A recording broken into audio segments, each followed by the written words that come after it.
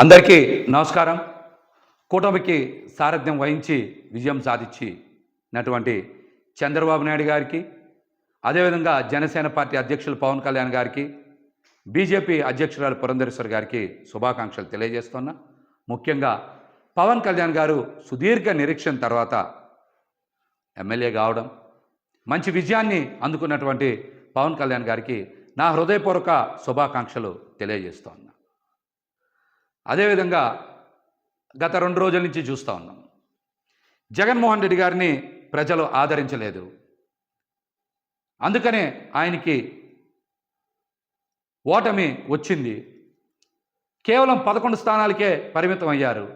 భారీ మెజార్టీలు కూటమి అభ్యర్థులకి వచ్చాయని చాలామంది మళ్ళీ విష ప్రచారం, చెడు ప్రచారం చేస్తున్నారు. ఇందులో వాస్తవం లేదు. జగన్మోహన్ రెడ్డి గారు ప్రజల కోసం ప్రవేశపెట్టినటువంటి సంక్షేమ పథకాల్లో చాలా వరకు ప్రజలు సంతృప్తి చెందారు. జగన్మోహన్ రెడ్డి గారి వెనక ప్రయాణం చేస్తున్నారు. జగన్మోహన్ రెడ్డి గారిని ఆదరించారని నేనైతే వ్యక్తిగతంగా భావిస్తా ఉన్నా. ఈ రోజున మనందరికీ తెలుసు, తెలుగుదేశం పార్టీకి వచ్చినటువంటి ఓట్ల శాతం 45.6, వైఎస్ఆర్సీపీ పార్టీకి వచ్చిన ఓట్ల శాతం 40% ఓట్లు వచ్చినాయి. అంటే ఈ రాష్ట్రంలో ఈ 2 ప్రధాన పార్టీలకి మధ్య ఉన్న వ్యత్యాసం కేవలం 5.5%. కేవలం 5.5% మాత్రమే. కానీ చాలామంది జగన్మోహన్ రెడ్డి గారికి ఏదో ప్రజల నుంచి ఆదరణ లభించలేదని మాట్లాడుతున్నారు. ఇది కరెక్ట్ కాదు.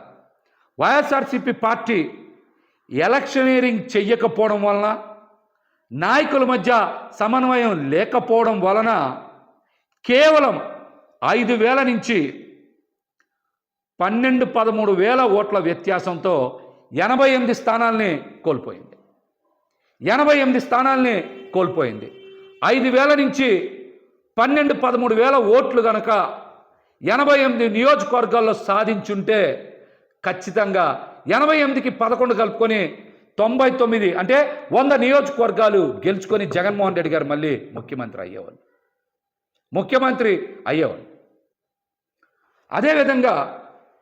అదేవిధంగా ఇంకొక చిన్నది కనుక యాడ్ చేసుకుంటే, ఓట్ల వ్యత్యాసం కనుక యాడ్ చేసుకుంటే 4-5 వేల ఓట్ల నుంచి 13-14 వేలకి మరొక 3-4 వేల ఓట్లు కనుక కలుపుకుంటే, అంటే 18,000 ఓట్లు కనుక సాధించుంటే మరొక 31 స్థానాలు పెరిగాయి. అంటే 119 స్థానాల్లో వైఎస్ఆర్సీపీ పార్టీ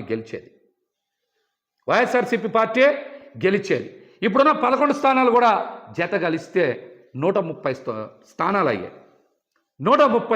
అయ్యాయి. ఇది కేవలం ఎన్ని వేల ఓట్లు తేడా? 4,000 నుంచి 17,000 ఓట్లు తేడాతో వైఎస్ఆర్సీపీ పార్టీ వదిలేసుకున్నటువంటి స్థానాలు 119. ఈ 11 కూడా కలుపుకుంటే 130 స్థానాలు వచ్చాయి.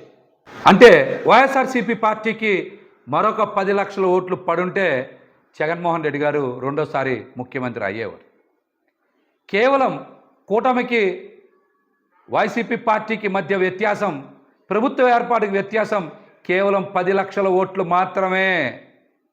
కానీ దీన్ని భూతద్దంలో చూపించి విష ప్రచారం చేయాలని చూస్తూ ఉన్నారు. ఈ కుట్రలు ఎక్కువ రోజులు కొనసాగవని కూడా తెలియజేస్తా ఉన్నా. ఇక్కడ నాయకులు ఈరోజు బయటకు వచ్చి జగన్మోహన్ రెడ్డి గారినో లేకపోతే కొంతమందినో బాధ్యులను చేసి బయటకు వచ్చి మాట్లాడుతూ ఉన్నారు. ఇది సందర్భం కాదు. ఓటమి చెంది నిరాశలో ఉన్నటువంటి కేడర్కి, అదేవిధంగా మరొక మారు ముఖ్యమంత్రి అవుతాడని ఆశించినటువంటి ప్రజలకి అండగా నిలవాల్సినటువంటి తరుణం. నాయకులు ఈ విషయాన్ని గ్రహించాలి.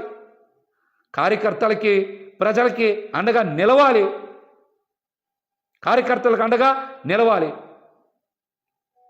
అద్భుతమైన ప్రచారం చేసి అన్ని వనరులు సమకూర్చిన తర్వాత కూడా ఓటమికి కారణం నాయకుల మధ్య సమన్వయం లేకపోవడం. రెండోది, ఖచ్చితంగా ఎలక్షనీరింగ్ చేయడంలో పార్టీ కొంత వెనకబడింది అనేటువంటి అంశం నాకైతే స్పష్టంగా కనబడుతుంది. ఇది నా వ్యక్తిగత అభిప్రాయం. ఇదే నా వ్యక్తిగత అభిప్రాయం. ఎందుకు చెప్తున్నానంటే గత 2 రోజుల నుంచి 90,000 మెజార్టీలు వచ్చినాయి, సూపర్ మెజార్టీలు వచ్చినాయి, చరిత్రలో కనీవిని ఎరగని మెజార్టీలు వచ్చినాయి అంటున్నారు. 80,000 నుంచి 90,000 మెజార్టీ వచ్చింది ముగ్గురికే కదా. 50,000 నుంచి 80,000 లోపు మెజార్టీలు మొత్తం వచ్చింది 27, 28 కదా, అంతే కదా వచ్చినాయి. మిగతా అన్ని చోట్ల కూడా జగన్మోహన్ రెడ్డి గారికి అద్భుతంగా ప్రజలు ఆదరించారు. కానీ ఇక్కడే ప్రజలందరికీ ఒక అనుమానం కలుగుతుంది. మేమందరం కూడా జగన్మోహన్ రెడ్డి గారికి ఫ్యాన్ గుర్తు మీద ఓటేశాం, కూటమికి ఇంత విజయం ఎలా లభించింది అనేటువంటి అనుమానం ఈరోజు ప్రతి ఒక్కరు చర్చ చేస్తున్నారు రాష్ట్రంలో. ఈవీఎంలు ట్యాంపర్ అయిందియా, లేకపోతే కౌంటింగ్లో ఏమైనా పొరపాట్లు జరిగినాయా?